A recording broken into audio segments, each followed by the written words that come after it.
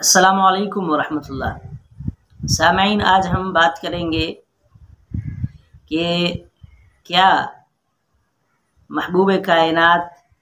سرکار دو عالم صلی اللہ علیہ وسلم کی ولادت باسعادت 12 ربیع الاول کے دن ہوئی ہے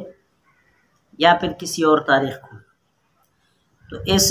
ولادت باسعادت کے متعلق مختلف مفسرین تاریخ نقل کرتے ہیں، اور رسول کریم صلی اللہ علیہ وسلم کی ولادت باسعادت کے متعلق 9 ربیع الاول، 11 ربیع الاول، 12 ربیع الاول، یہ 3 تاریخیں بتائی جاتی ہیں کہ ان 3 دنوں میں سے ایک دن حضور کریم صلی اللہ علیہ وسلم دنیا کے اندر تشریف لائے۔ لیکن حضور کریم صلی اللہ علیہ وسلم کی وفات کے متعلق تمام مفسرین اور مورخین محدثین کا اس پر اتفاق ہے کہ رسول کریم صلی اللہ علیہ وسلم کی وفات وہ 12 ربیع الاول کو ہوئی ہے۔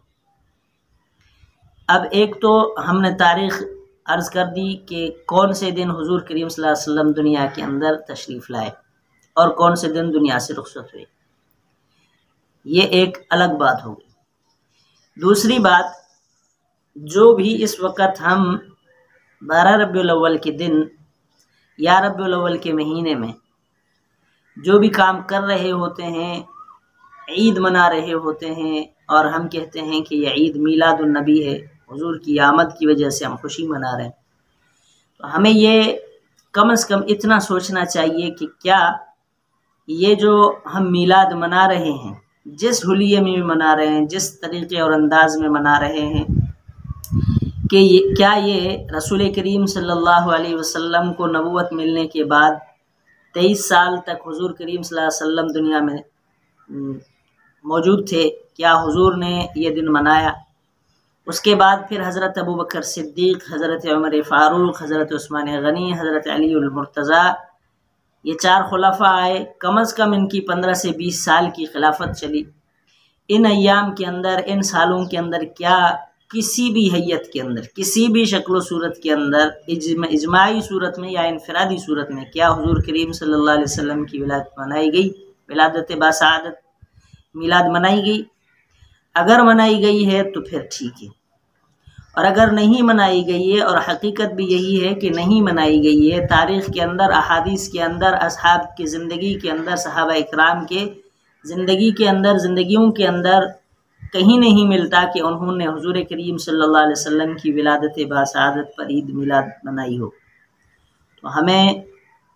تھوڑا نہیں، بہت زیادہ سوچنا چاہیے، اور اگر پھر بھی ہم منا لیتے ہیں تو کم از کم اسلامی شعائر کا ضرور خیال رکھیں، کیونکہ ہم خود کو ایک مذہبی مسلک، مذہبی جماعت، مذہبی نظریہ، اسلام پسند نظریہ بتاتے ہیں، کہتے ہیں،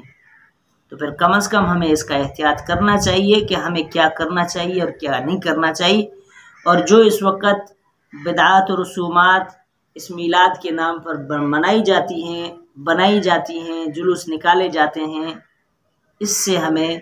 100% بچنا چاہیے۔ آج تک کے لیے اتنا ہی، پھر انشاءاللہ کسی نئی ویڈیو کے ساتھ ملتے ہیں۔ السلام علیکم ورحمۃ اللہ وبرکاتہ۔